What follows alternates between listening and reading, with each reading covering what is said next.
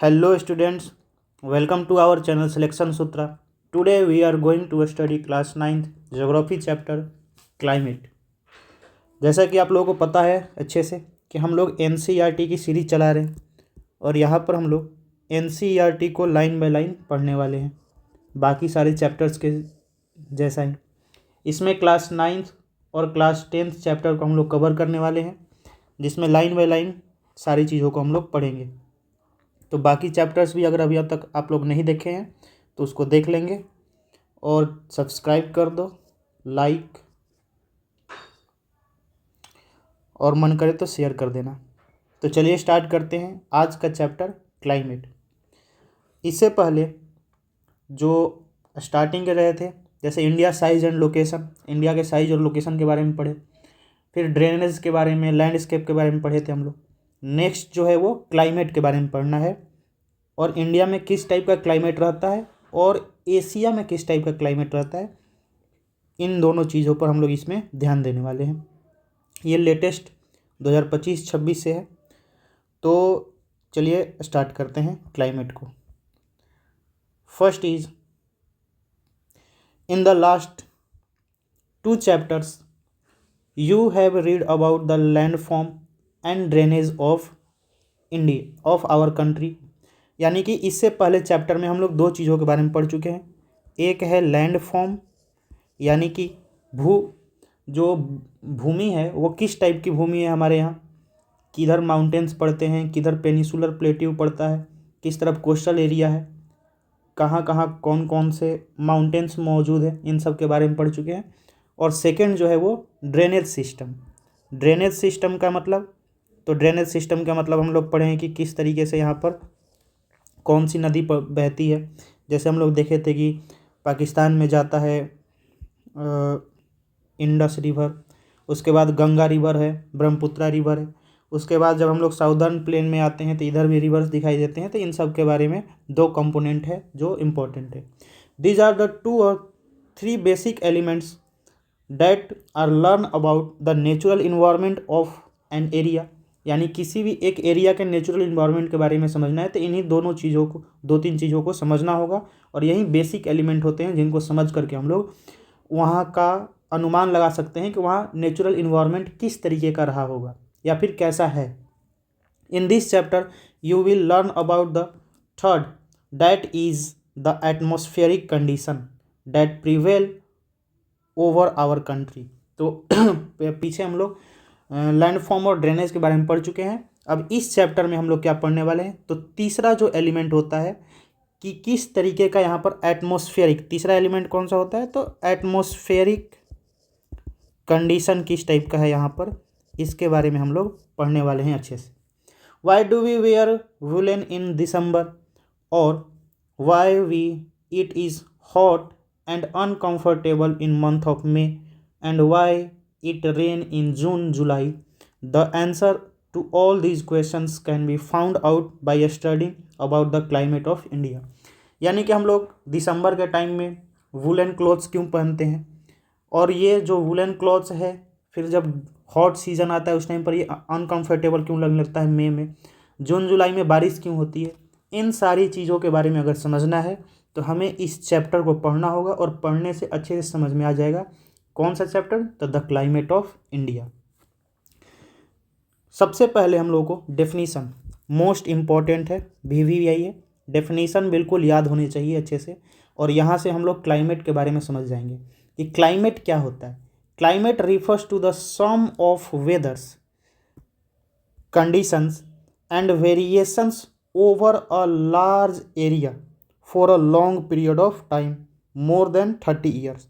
यानी क्लाइमेट क्या होता है, तो क्लाइमेट जो होता है वो छोटे टाइम के लिए या फिर छोटे पीरियड ऑफ टाइम के लिए नहीं किया जाता है, इसको मेज़र किया जाता है बहुत ही लॉन्ग पीरियड ऑफ टाइम के लिए। तो कितने लंबे टाइम के लिए, तो अप्रोक्स 30 ईयर्स के लिए जब डेटा लिया जाए कि किस टाइप का वहाँ पर कंडीशन रहा है, कैसा टेम्परेचर रहा है और इसको मेज़र किया जाए तो उसको हम लोग क्या कहेंगे, क्लाइमेट कहेंगे। तो वेदर क्या होता है, तो weather refers to the state of the atmosphere over an area at any point of time, यानी वेदर जो होता है वो छोटा फॉर्म होता है। अभी एटमॉस्फेयर का क्या स्टेट है, किस तरीके का टेम्परेचर है यहाँ पर, और ये वेदर जो है वो किसी भी पॉइंट पर किसी भी टाइम के लिए हम लोग समझ सकते हैं। जैसे कि 12 बजे कैसा मौसम रहेगा, उसके बाद शाम में किस टाइप का टेम्परेचर रहेगा, सुबह जब होगा 4 बजे तो उस टाइम पर किस टाइप का टेम्परेचर रहेगा, इन सब को जो हम लोग कहेंगे तो इसे हम लोग वेदर के नाम से समझते हैं। इन दोनों चीज़ों को समझने के लिए एलिमेंट जो होता है वो सेम होता है, कंपोनेंट जो होता है वो सेम होता है। कौन कौन से एलिमेंट होते हैं इनको समझने वाले, तो इनको समझने के लिए होता है सबसे पहला टेम्परेचर, बहुत ही important. Second is atmosphere, third is wind, fourth is humidity and fifth is precipitation. इन पांचों को याद रखेंगे और एक एक करके हम लोग इन लोग के बारे में ही पढ़ने वाले हैं। You may have observe that the weather conditions fluctuate very often even with in a day, यानी वेदर कंडीशन हम लोग को देखने को मिलता है कि एक ही दिन में बार बार बदलते भी रहता है। कई बार क्या होता है कि क्लाउडी मौसम हो जाता है, फिर क्लाउड हंस जाते हैं और बहुत ज़्यादा टेम्परेचर बढ़ जाता है, फिर कभी बारिश भी हो जाती है। इस तरीके का मौसम जो होता है, यानी कि जो वेदर होता है वो चेंज होते रहता है, फ्लैक्चुएट करता रहता है दिन पर दिन। लेकिन ऐसा भी नहीं है कि ये हमेशा ऐसा पैटर्न रहता है। इस कॉमन पैटर्न को हम लोग ओवर अ वीक और ओवर अ मंथ, यानी महीने के लिए या फिर वीक्स के लिए क्या करते हैं हम लोग कंपेयर करते हैं। जैसे डे आर कूल और हॉट, यानी कि दिन जो है वो कैसा है, अगर गर्म है कि ठंडा है।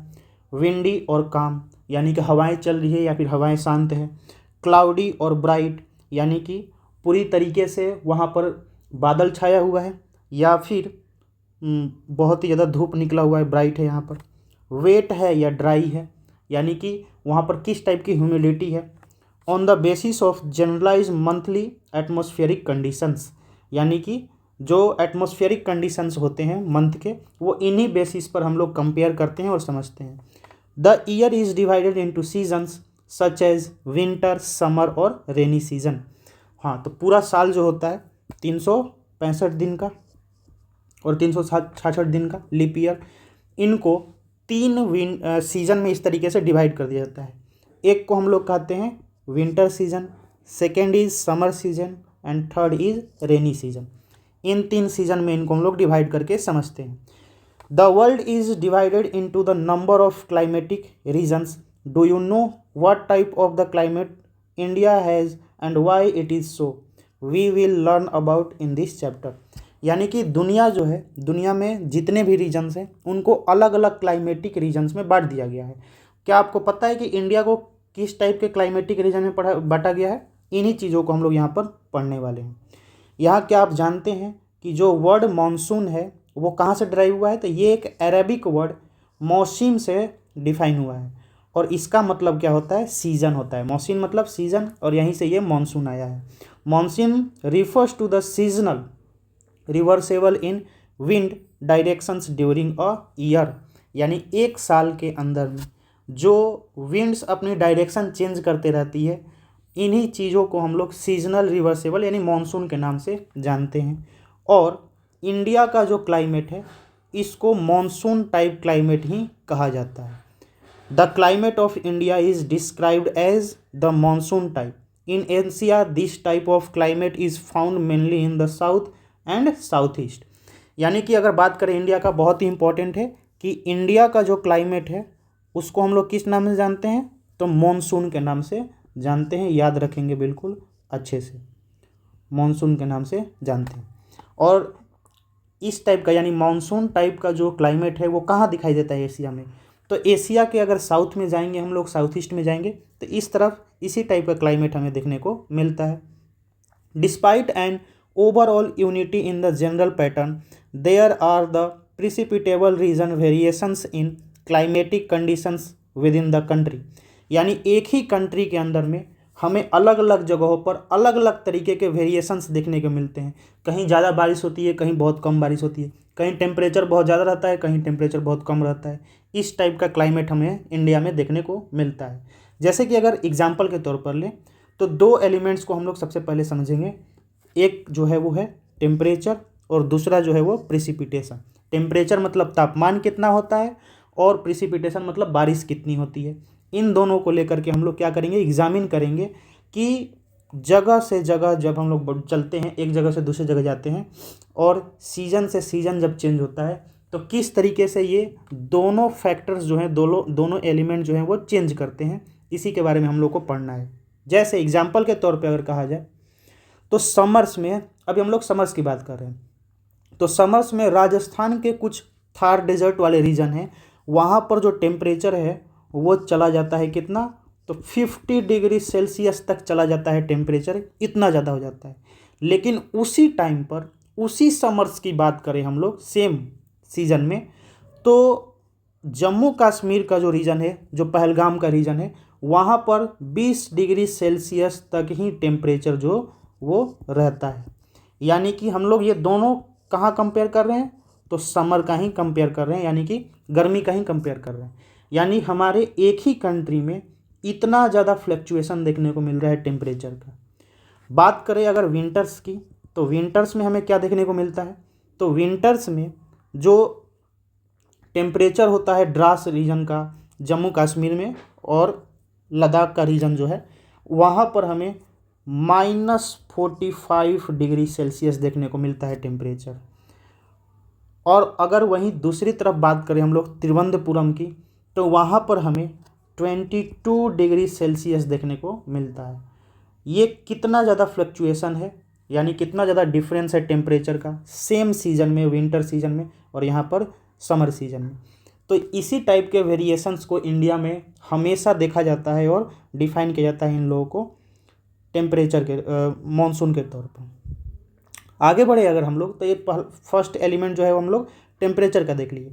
अब सेकंड एलिमेंट जो है वो हम लोग प्रिसिपिटेशन का देखने वाले हैं, यानी किस तरीके से बारिश का मौसम इंडिया में रहता है और बारिश किस तरीके से वेरिएशन करता है प्लेस टू प्लेस जब हम लोग चेंज करते हैं। तो there are the variations not only in the form of the type of the precipitations but also in the amount and the seasonal distributions. यानी कि इंडिया में जो ये प्रिसिपिटेशन है, सबसे पहले तो ये टाइप पर वेरिएशन करता है। टाइप पर किस तरीके से वेरिएशन करता है, तो कई जगह हैं जहाँ पर प्रिसिपिटेशन में स्नोफॉल होता है, वहाँ पर बारिश नहीं होती है, और बहुत सारे जगह है जहाँ पर स्नोफॉल नहीं होता है। मोस्टली ऐसे जगह है वहाँ पर क्या होता है, वहाँ रेनफॉल होता है। तो सबसे पहले तो ये टाइप हो गया कि कहीं स्नोफॉल होता है और कहीं रेनफॉल होता है। सेकंड कहा जा रहा है कि अमाउंट पर, यानी कहीं बहुत ज़्यादा बारिश होती है, कहीं बहुत कम बारिश होती है। इस तरीके से हम लोग देख सकते हैं। जैसे अगर हम लोग समझें, तो अगर हम लोग हिमालय के अपर रीजन में जाएंगे, अपर पार्ट में जाएंगे, जैसे हिमालय के हम लोग 3 पार्ट को समझे थे, पढ़े थे, ग्रेटर हिमालय या फिर आउटर हिमालय, उसके बाद शिवालिक और मिडिल हिमालय, लेसर हिमालय, इन सब के बारे में हम लोग पढ़े थे।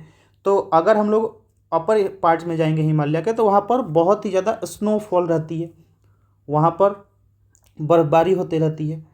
It rains over the rest of the country. लेकिन बाकी के कंट्री हम लोग जाएंगे तो क्या होता है, वहाँ पर वहाँ रेनफॉल हमें देखने को मिलता है।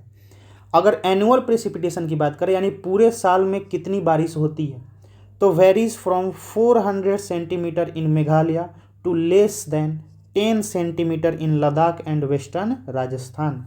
अब देखो कितना ज़्यादा वेरिएशन देखने को मिल रहा है हम लोग को बारिश में। अगर पूरे साल का एवरेज प्रेसिपिटेशन लिया जाए कितनी बारिश हो रही है, तो मेघालय जो है, मेघालय क्यों कहा जाता है उसको, तो मेघालय जो है मेघ, यानी कि मेघ का आलय, यानी कि बारिश का जो बादलों का घर है, उसको हम लोग मेघालय कहते हैं। वहाँ पर हमें 400 सेंटीमीटर तक बारिश देखने को मिलती है पूरे साल में, एनुअल प्रेसिपिटेशन अगर किया जाए एवरेज। लेकिन अगर हम लोग बात करें वहीं लद्दाख की, और लद्दाख के साथ साथ बात करें राजस्थान की, तो लद्दाख में तो स्नोफॉल होती है, राजस्थान में तो वो भी नहीं होता। तो राजस्थान की बात करें हम लोग, तो यहाँ पर 10 सेंटीमीटर से भी कम बारिश होती है। यानी इतना ज़्यादा दोनों के बीच में डिफरेंसेस मौजूद हैं। Most part of the country receive rainfall from June to September. यानी पूरे कंट्री में अगर ज़्यादातर जगहों पर बात किया जाए, तो जून से लेकर के सितंबर के बीच में हमें रेनफॉल देखने को मिलता है। But some part of the Tamil Nadu coast get a large proportion of rain during the October and November. लेकिन वहीं हम लोग तमिलनाडु की बात करें और वहाँ का कोस्टल रीजन की बात करें तो वहाँ पर हमें देखने को मिलता है अक्टूबर से नवंबर के बीच में बहुत ही ज़्यादा बारिश होती है। क्यों होती है वो आगे हम लोग पढ़ेंगे। In general coastal area experiences the less contrast in temperature conditions. Seasonal contrast are more in the interior of our country.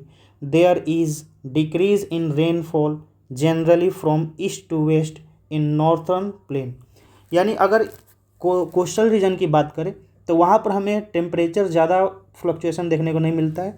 लगभग टेम्परेचर जो है पूरे साल में वहाँ पर सेम ही देखने को मिलता है, सेम ही रहता है। और बाकी के कंट्री में अगर इनवर्ड आए तो उधर देखने को मिलता है हमें बहुत ही ज़्यादा फ्लक्चुएशन देखने को मिलता है। इसी के साथ साथ अगर हम लोग नॉर्दर्न प्लेन में, जो नॉर्दर्न प्लेन है हमारा, यहाँ पर अगर हम लोग ईस्ट से वेस्ट की तरफ जाते हैं, यानी ये ईस्ट हो गया और ये वेस्ट हो गया, ईस्ट से अगर वेस्ट की तरफ आते हैं तो रेनफॉल जो है वो यहाँ पर डिक्रीज होता है, कम होता है। क्योंकि इधर कौन सा है तो इधर नॉर्थ ईस्ट मौजूद है, नॉर्थ ईस्ट में ही मेघालय मौजूद है जहाँ पर बहुत ज़्यादा बारिश होती है। फिर जैसे जैसे इधर आते जाते हैं हम लोग तो बारिश जो होती है वो कम देखने को मिलती है। There variations have been rise in the variety of lives of people in term of the food they eat, the clothes they wear and also the kind of the houses they live in. अब इन्हीं fluctuations के, इन्हीं अलग अलग differences की वजह से, variations की वजह से हमें अलग अलग टाइप के खाना खाने वाले लोग देखने को मिलते हैं, अलग अलग तरीके के कपड़े पहनने वाले लोग देखने को मिलते हैं। जहाँ ज़्यादा बारिश होती है वहाँ उस टाइप के कपड़े पहनेंगे, जहाँ ज़्यादा गर्मी होती है तो कॉटन वाले कपड़े देखने को मिलते हैं, जहाँ बहुत ज़्यादा स्नोफॉल होती है वहाँ पर वुलन क्लॉथ्स लोग पहनते हैं। इसके अलावा जो हाउसेज होते हैं रहने वाले वो भी बहुत ही डिफरेंट हमें देखने को मिलता है। आगे चले हम लोग तो नेक्स्ट हमारा टॉपिक है climate control, climatic control. Climatic control के बारे में समझेंगे हम लोग कि किस तरीके से क्लाइमेट जो है वो है।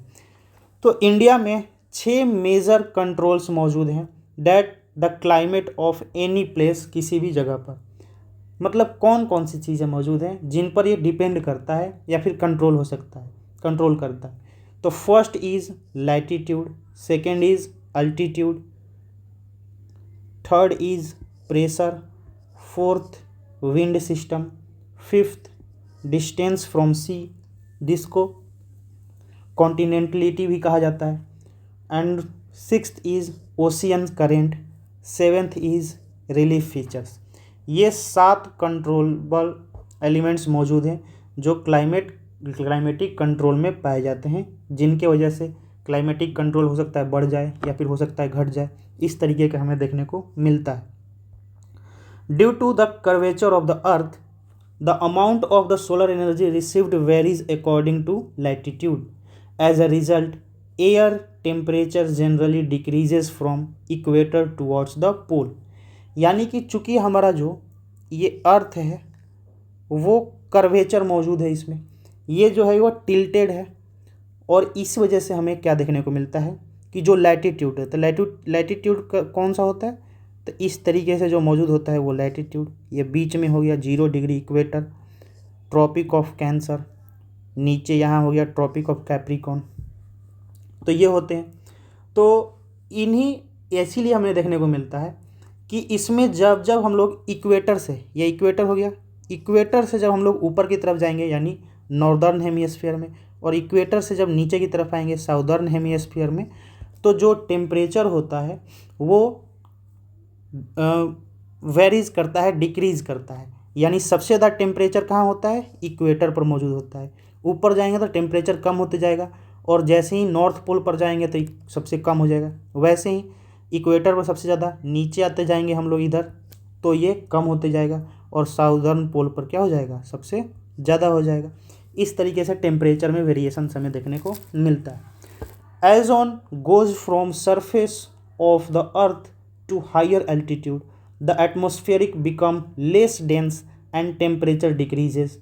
अब अगर हम लोग बात करें कि अर्थ से जब हम लोग ऊपर की तरफ जाएंगे, यानी जब एल्टीट्यूड पर जाएंगे, हाइट पर जाएंगे, तो इसमें क्या होता है कि इसमें जो टेम्परेचर है वो क्या करता है, डिक्रीज़ करता है। टेम्परेचर क्या करता है, डिक्रीज करता है जब हम लोग हायर अल्टीट्यूड पर जाते हैं। इसीलिए जो हिली रीजन होता है वो समर में भी ठंडा रहता है, क्योंकि हिली रीजन जो होता है वो अल्टीट्यूड में हायर अल्टीट्यूड पर होता है, ऊपर होता है, इसीलिए वो कूलर होता है। The pressure and the wind system of any area depends on the latitude and altitude of the place, thus it influences the temperature and rainfall pattern. तो जितने भी हिली एरियाज या फिर जितनी भी एरियाज होते हैं वहाँ पर जो प्रेशर होता है, जो विंड होता है, ये दोनों डिपेंड करता है वहाँ के लैटिट्यूड पर और वहाँ के अल्टीट्यूड पर, यानी वहाँ के हाइट पर डिपेंड करता है। इसीलिए जो टेम्परेचर होता है और रेनफॉल होता है, इनके पैटर्न में हमेशा अलग अलग इन्फ्लुएंस देखने को मिलता है। The sea exerted and moderating influence on the climate. Sea का क्लाइमेट के ऊपर बहुत ही ज़्यादा हमें देखने को मिलता है इन्फ्लुएंस। किस तरीके से, तो as the distance from the sea increases, यानी कि सी से जैसे ही इंक्रीज होगा, ये सी हो गया, और यहाँ से जैसे ही डिस्टेंस इंक्रीज होते जाता है, बढ़ते जाता है, its moderating influence decreases and the people experience extreme weather conditions. वहाँ पर लोग जो है वो एक्सट्रीम यानी बहुत ही खतरनाक वेदर कंडीशंस देखने को मिलते हैं। खतरनाक का मतलब क्या, अगर ठंडी होगी तो बहुत ज़्यादा ठंडी होगी और गर्मी होगी तो बहुत ज़्यादा गर्मी होगी। इस तरीके के कंडीशन को एक्सट्रीम वेदर कंडीशन कहा जाता है। This conditions is known as the continentality. ऐसे कंडीशन को कॉन्टिनेंटली कहा जाता है। यहाँ लिखा गया है very hot during summers and very cold during winters, यानी समर्स में बहुत ज़्यादा गर्मी होगी, विंटर्स में बहुत ज़्यादा ठंडा होगा। इस तरीके से देखने को मिलता है। नेक्स्ट जो हमारा आता है वो है ocean currents along with onshore winds affect the climate of the coastal areas. For example, any coastal area with warm or cold currents flowing past it will be warmed or cooled if the winds are onshore. यानी कि currents जो होते हैं, यानी कि जो लहरें चलती हैं, इस तरीके से जो लहरें आती हैं समुद्र के किनारे, उन लहरों के हिसाब से वहाँ के जो विंड्स होते हैं वो भी चेंज होते रहते हैं। अगर बहुत ज़्यादा गर्म हवा लहरें आ रही हैं तो जो वहाँ का एयर भी होगा वो वार्म हो जाएगा। अगर कोल्ड करेंट्स आ रही हैं तो वहाँ का जो विंड है वो भी कोल्ड ही आएगा। इस तरीके से ऑनशोर देखने को वहाँ पर हमें मिलता है। और लास्ट हमारा है रिलीफ। रिलीफ क्या होता है, तो finally relief to plays and major role in the determining the climate of a place. बहुत ही इंपॉर्टेंट रोल करता है। किस तरीके से, तो high mountains act as barrier for cold और hot winds. They may also cause the precipitation if they are high enough and lie in the path of the rain bearing winds. The leeward side of the mountains remains relatively dry. अब क्या होता है कि जो ये mountains होते हैं ये लोग दो तरीके से काम करते हैं। पहला तो ये हो गया कि जो ठंडी हवाएं आती हैं, तो ये बड़े बड़े माउंटेन्स हैं तो ठंडी हवाओं को रोक देंगे, वो इधर ही तो रोक देंगे तो क्या हो जाएगा, तो रोकेंगे तो जिसकी वजह से इधर जितनी ठंडी होनी चाहिए उतनी ठंडी होगी नहीं। दूसरी बात यह है कि जो प्रिसिपिटेशन वाली विंड्स आ रही हैं, जो बारिश कराने वाली हैं, तो वो क्या होंगी कि वो आ करके यहीं पर फंस जाएंगी। जैसे यहाँ देखते हैं हम लोग, तो इधर से ये बादल आया और बादल आ करके क्या हो जाएगा, इसको हम लोग रेन बियरिंग विंड्स कहते हैं। तो ये क्या होगा, ये आकर के यहीं रह जाएगा, ये इस तरफ जा नहीं पाएगा। तो अगर जा नहीं पाएगा तो ये क्या करा देगा, बारिश यहीं पे हो जाएगा और इस तरफ बारिश नहीं होगी। अब ये जिस तरफ बारिश नहीं हो रही है इस टाइप को हम लोग लीवार्ड साइड के नाम से जानते हैं। Leeward side of the mountain, जिधर बारिश नहीं हो रही है लेकिन इस तरफ बहुत अच्छी बारिश हो रही है, इसी को यहाँ पर रिलीफ फीचर्स के नाम से समझाया गया है। आगे चलते हैं हम लोग और एक एक टॉपिक को अच्छे से लेकर के समझते हैं, क्या होता है लैटिट्यूड, क्या होता है अल्टीट्यूड, इन सब चीज़ों को। तो सबसे पहले लैटिट्यूड के बारे में समझते हैं। लैटिट्यूड में एक सबसे इम्पॉर्टेंट लैटिट्यूड है जिसका नाम है ट्रॉपिक ऑफ कैंसर। तो ये हो गया, ये इक्वेटर हो गया, और जब हम लोग नॉर्दर्न हेमिस्फीयर में चलेंगे तो यहाँ पड़ जाता है ट्रॉपिक ऑफ कैंसर। इसी के बारे में हम लोगों को समझना है। तो ट्रॉपिक ऑफ कैंसर जो होता है वो इंडिया के बिल्कुल बीचों बीच होकर के गुजरता है, बिल्कुल बीचों बीच होकर गुजरता है। ये इंडिया को 2 इक्वल पार्ट में लगभग डिवाइड कर देता है। ये अगर हम लोग वेस्ट की बात करें तो रन ऑफ कच्छ से स्टार्ट होता है और ईस्ट में ये मिजोरम तक जाता है। Almost half of the country lying south of the tropic of cancer belonging to the tropical region, यानी जो साउथ का रीजन है ट्रॉपिक ऑफ कैंसर का, उसको हम लोग ट्रॉपिकल एरिया के नाम से जानते हैं। All the remaining area north of the tropic lies in the sub tropic, और जो नॉर्थ वाला रीजन है यानी ये रीजन, उसको हम लोग सब ट्रॉपिक रीजन कहते हैं।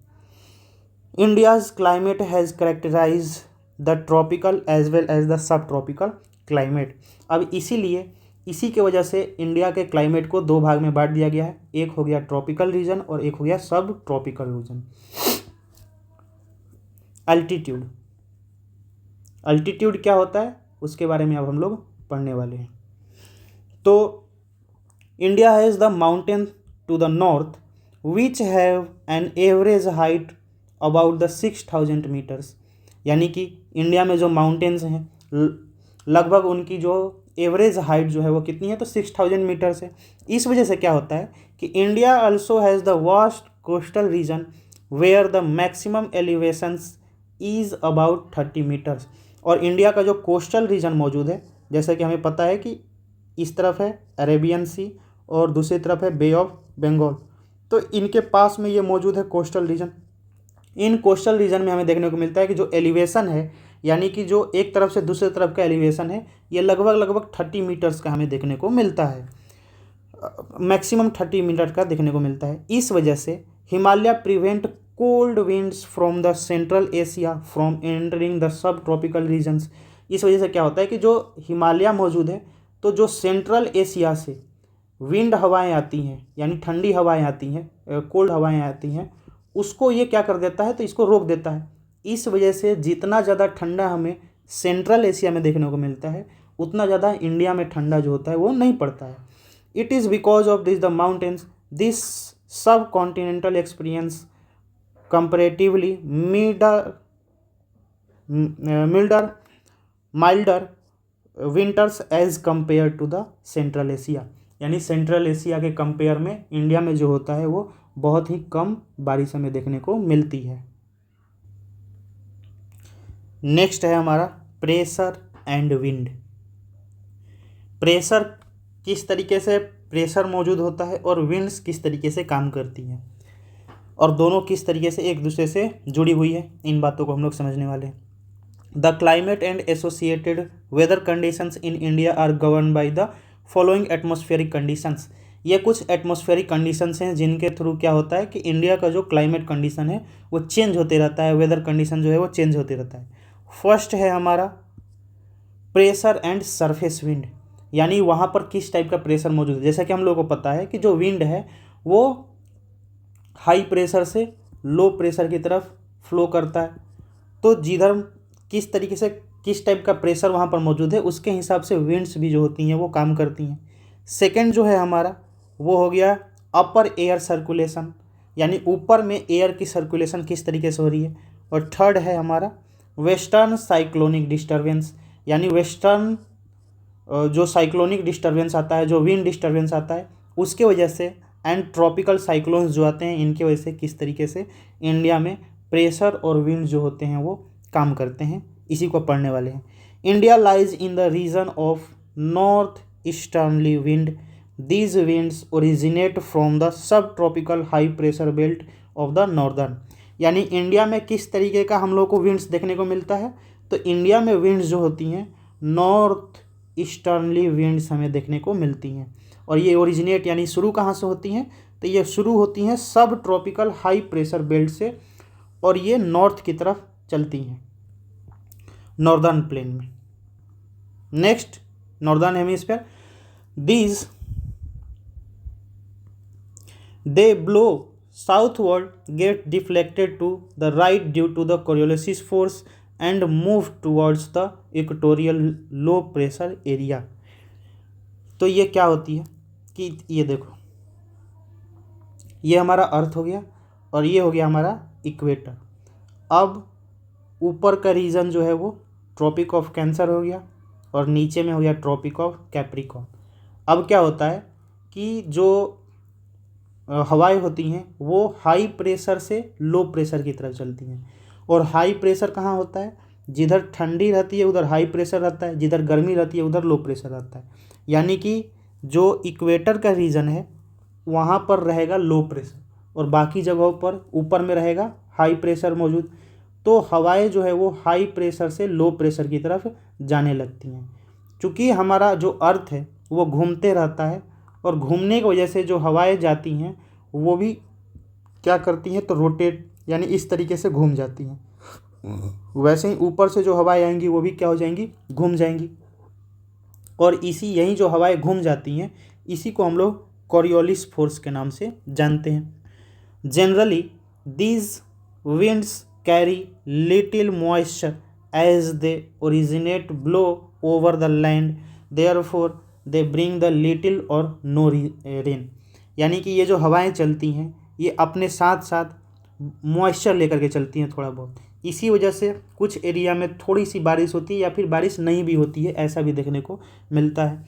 India should have been an arid land but it is not सो।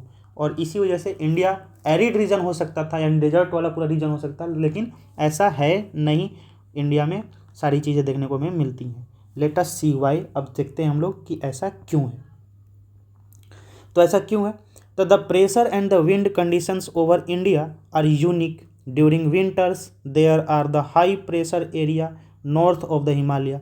यानी कि इंडिया में जो प्रेशर और जो प्रेशर मौजूद है, यानी हाई प्रेशर और लो प्रेशर, और जिनके वजह से विंड्स जो होती हैं वो वेरी करते रहती हैं, ये बहुत ही यूनिक है। अगर पूरे दुनिया से बात करें, बाकी के कंट्री से कंपेयर करें, तो इंडिया में बहुत यूनिक है। क्यों यूनिक है? क्योंकि विंटर के टाइम पर इंडिया में जो हिमालय रीजन है वहाँ पर हाई प्रेशर मौजूद होता है। तो हाई प्रेशर होता है और बाकी के रीजन में लो प्रेशर होता है। तो हवाएं किधर से चलेंगी? तो हाई प्रेशर से लो प्रेशर की तरफ चलेंगी।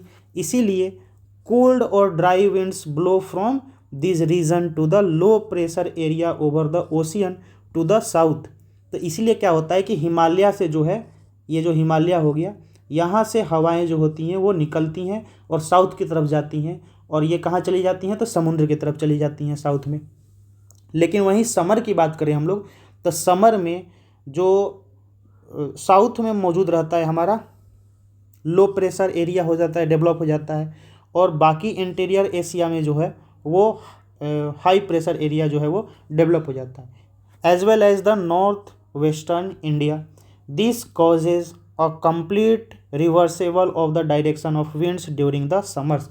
इसीलिए जैसा विंटर्स में होता है उसके ठीक उल्टा हवाएं जो है वो दूसरे दिशा से साउथ से नॉर्थ की तरफ जाती हैं, या फिर समुद्र से जो है वो हमारे अर्थ लैंड की तरफ जाती हैं। Air moves from the high pressure area over the southern Indian ocean in the south easterly directions, crosses the equator and turn right towards the low pressure area over the Indian subcontinent. This is known as the south west monsoon wind। यानी हवाएं क्या करती हैं? तो सबसे पहले ये समुद्र के ऊपर से जाती हैं और समुद्र के ऊपर से साउथ से ये जाती हैं ईस्ट की डायरेक्शन में। और ईस्ट की डायरेक्शन में जाते हुए या ये जब वहाँ पर लो प्रेशर मौजूद होता है, फिर जब वहाँ हाई प्रेशर हो जाता है तो वो मुड़ जाती हैं, घूम जाती हैं और वो अर्थ की लैंड की तरफ चली जाती हैं और यहीं अपने साथ साथ मानसून लेकर के आती हैं। इसीलिए इन लोगों को हम लोग साउथ वेस्ट मानसून विंड के नाम से जानते हैं। These winds blow over a warm ocean, gather moisture and bring wide spread rainfall over the main land of India. यानी कि ये जो हवाएं हैं वो ओशियन रीजन में, यानी समुद्र वाले रीजन में क्या करती हैं? इधर समुद्र वाले रीजन है, यहाँ पर ये अपने साथ मॉइस्चर लेकर के चलती हैं, यानी इनमें नमी मौजूद होती हैं। और यही नमी जो है जब हमारे अर्थ पर जाती है, हमारे मेन लैंड इंडिया में जाता है, तो वहाँ पर ये बारिश कराने का काम करता है। और इसी तरीके से इंडिया में प्रिसिपिटेशन हमें देखने को मिलता है। नेक्स्ट टॉपिक है हमारा सीजन। यानी इंडिया में सीज़न कितने तरीके होते हैं और किस तरीके से सीज़न जो होते हैं वो चेंज होते रहते हैं। The monsoon type of climate is characterise by the distinct seasonal pattern, the weather conditions greatly changes from one season to other. यानी इंडिया जहाँ पर मानसून टाइप का क्लाइमेट मौजूद है, वेदर मौजूद है, यहाँ पर जो सीज़न है वो हमेशा चेंज होते रहता है। These changes are particularly noticeable in the interior part of the country. The coastal area do not experiences much variations in the temperature through there is variations in rainfall pattern. तो ये हमें सबसे ज़्यादा interior part में देखने को मिलता है, यानी अंदर वाले पार्ट में हमें देखने को मिलता है। क्या देखने को मिलता है? तो जो ये वेरिएशन होता है वेदर में, सीजन में जो वेरिएशन होता है, ये हमें देखने को मिलता है। ये हमें कोस्टल एरिया में उतने देखने को नहीं मिलता है, क्योंकि हम लोग इससे पहले पढ़े हैं कि कोस्टल एरिया में टेम्परेचर ज़्यादा चेंज नहीं होता है। तो जब टेम्परेचर ज़्यादा चेंज नहीं होता है तो रेनफॉल पैटर्न में भी ज़्यादा वेरिएशन मौजूद नहीं होता है। How many seasons are experience in your place? आपके जगह पर कितने तरीके के जो सीज़न है वो एक्सपीरियंस करने को देख मिलते हैं, और अभी कौन सा सीज़न चल रहा है कमेंट सेक्शन में बताएंगे आप लोग। 4 main season can be identify in India. 4 main season है। पहला है कोल्ड वेदर सीजन, दूसरा है हॉट वेदर सीजन, तीसरा है हमारा एडवांसिंग मानसून सीजन, और फोर्थ है the retreating monsoon with some regional variations. इन सब को एक एक करके हम लोग पढ़ेंगे। सबसे पहले हम लोग पढ़ने वाले हैं किसके बारे में? तो सबसे पहले हम लोग पढ़ने वाले हैं कोल्ड वेदर सीजन के बारे में, यानी कि विंटर सीजन जो अभी स्टार्ट हो गई है।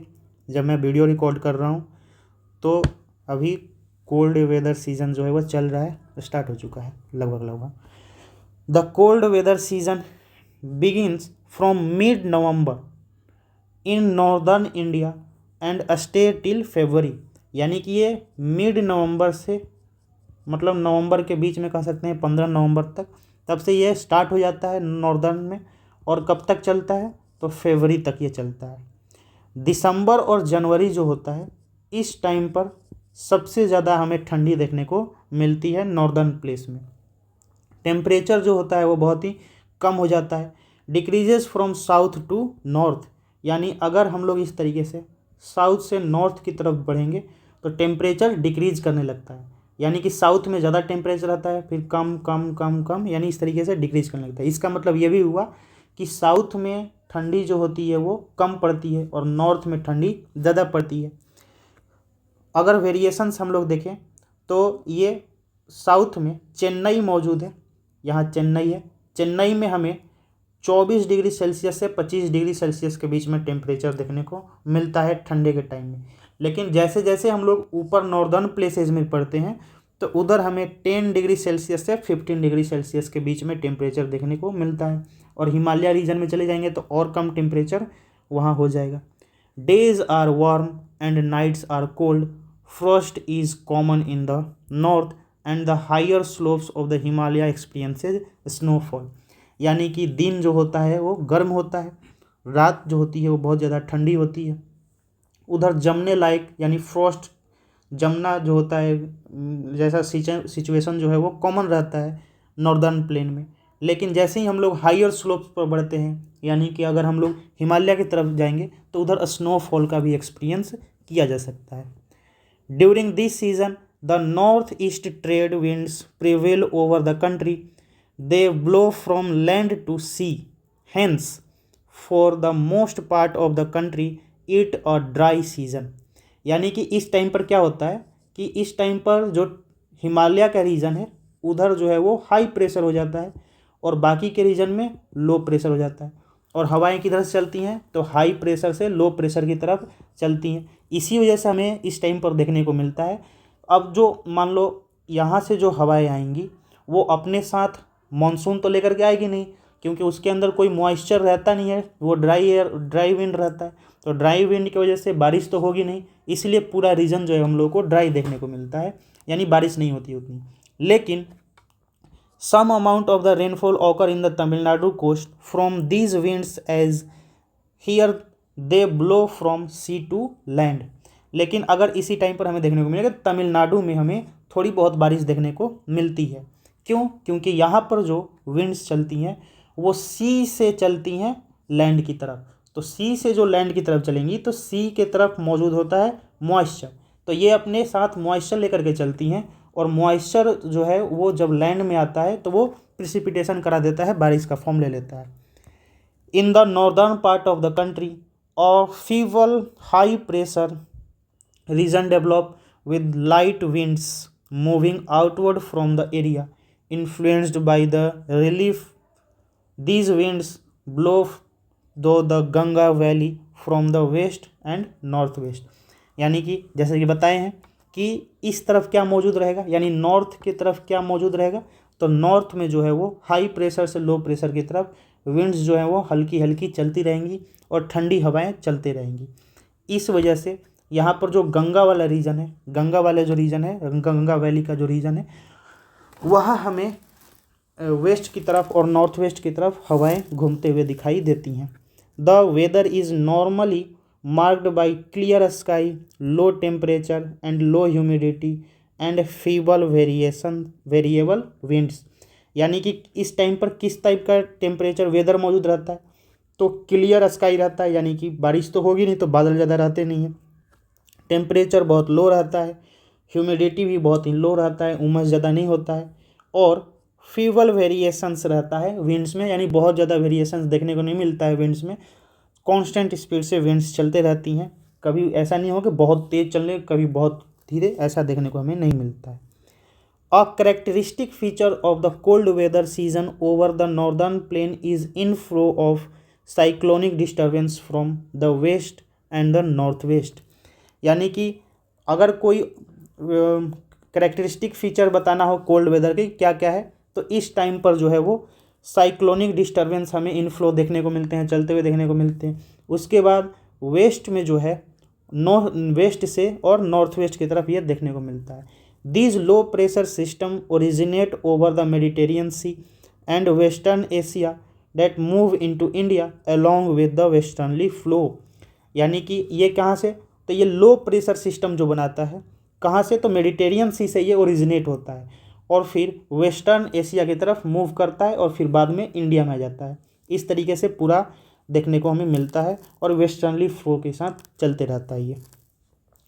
दे caused much needed winter rains over the plains and snowfall in the mountains, although the total amount of the winter rainfall locally known as the mahawat is small. यानी कि जो ये इस टाइम पर बारिश होती है, रेनफॉल होती है जो मेडिटेरियन सी से आ रही है और फिर बाद में इधर आकर के बारिश हो रही है, इसको हम लोग महावत के नाम से जानते हैं। और इस टाइम पर राबी क्रॉप्स जो होती हैं उनको क्या किया जाता है, लगाया जाता है, और राबी क्रॉप्स जो होते हैं वो इस टाइम पर ग्रो करते हैं, लगाए जाते हैं। The peninsular region does not have a well defined cold season. There is hardly any noticeable seasonal changes in the temperature pattern during the winters due to the moderating influence of the sea। अगर हम लोग peninsular reason में आते हैं, यानी जहाँ से हमें सीज देखने को मिलती हैं, समुद्र देखने को मिलता है, वहाँ पर इतना ज़्यादा टेम्परेचर में वेरिएशन नहीं देखने को मिलता है। उधर बहुत ही कम वेरिएशन रहता है, यानी 25 डिग्री सेल्सियस 26 डिग्री सेल्सियस इस तरीके का टेम्परेचर देखने को मिलता है। और इधर बहुत ज़्यादा विंटर्स भी नहीं होता है, यानी बहुत ज़्यादा ठंडा भी नहीं रहता है, बहुत ही नॉर्मल सारी चीज़ें रहती हैं। क्यों ऐसा होता है? बिकॉज द इन्फ्लुएंस ऑफ सी, जो दोनों तरफ समुद्र मौजूद है, अरेबियन सी और दूसरी तरफ है बे ऑफ बंगाल, इनके वजह से ऐसा हमें देखने को मिलता है। तो इसी के साथ ये पार्ट 1 के लिए आज इतना ही रहेगा। पार्ट 1 में हम लोग आधा चैप्टर कंप्लीट कर चुके हैं और इसके बाद हम लोग नेक्स्ट पार्ट 2 में पढ़ेंगे बाकी का आधा बचा हुआ चैप्टर और इसको कंप्लीट कर लेंगे। तो पढ़ते रहिए अच्छे से और इसी तरीके से। चलिए, धन्यवाद, थैंक यू।